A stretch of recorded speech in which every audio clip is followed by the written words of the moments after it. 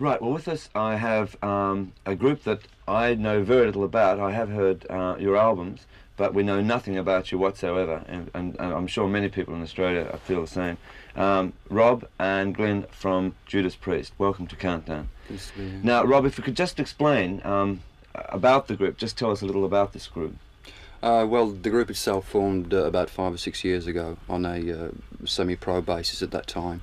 But over the past few years, until we recorded our first album on the Gull record label, that was when we became professional. Right. And we've moved on since then.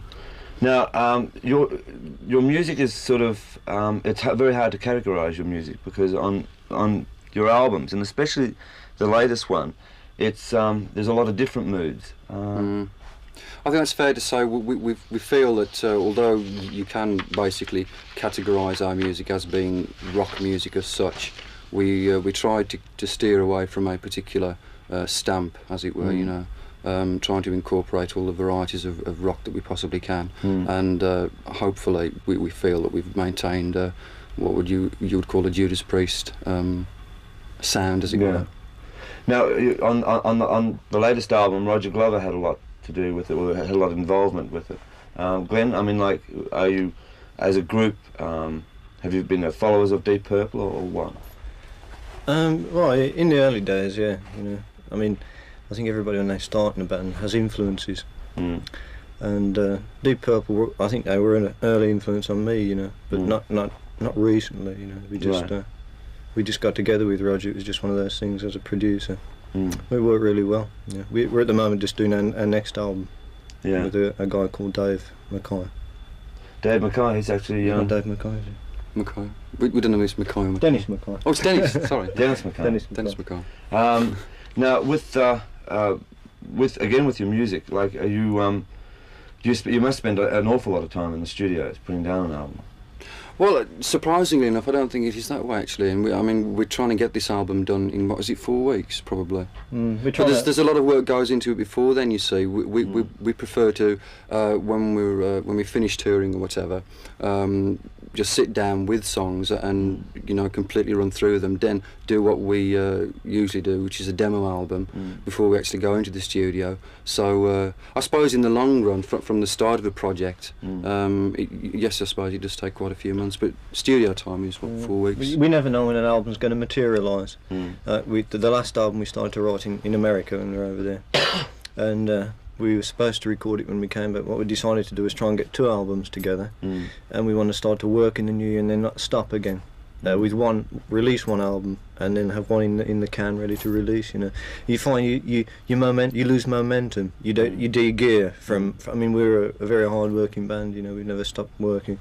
And if you get on the road, you sort of get into top gear and you get into touring, and if you have to de-gear to do an album, you know, you lose your momentum. Where do your influences come from? I mean, like, have you been influenced by a lot of American music or what? Not really. I wouldn't say so. No, I think in general we can, what we feel as being complete musicians. We like all styles of music. Obviously, we admire certain people, but the general, I suppose, the general influx of music around us. And what we can do ourselves, it comes out, as I say, as a Judas Priest sound. As a band, we're all influenced by, you know, many people, and it seems to channel out as Judas Priest, which is good. You know, we feel we've got our own identity. Our music's just, I mean, if you could sort of define it, it's a sort of struggle between good and evil. Right. And if you've heard the music, you know that there's very loud passages, very very powerful, and then very subtle passages. You know.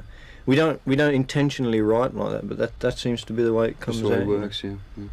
But I mean, in some passages, when you're talking about, like, there is the softer moments, and it's almost symphonic. But when you suddenly get into that energy side of things, I mean, it's almost like, in one sense, you get almost a feeling that there's 2 different groups playing. You know, do you know what I mean? I mean, it can almost be sort of like the feeling, you know, like this sort of this aggressive sort of feeling.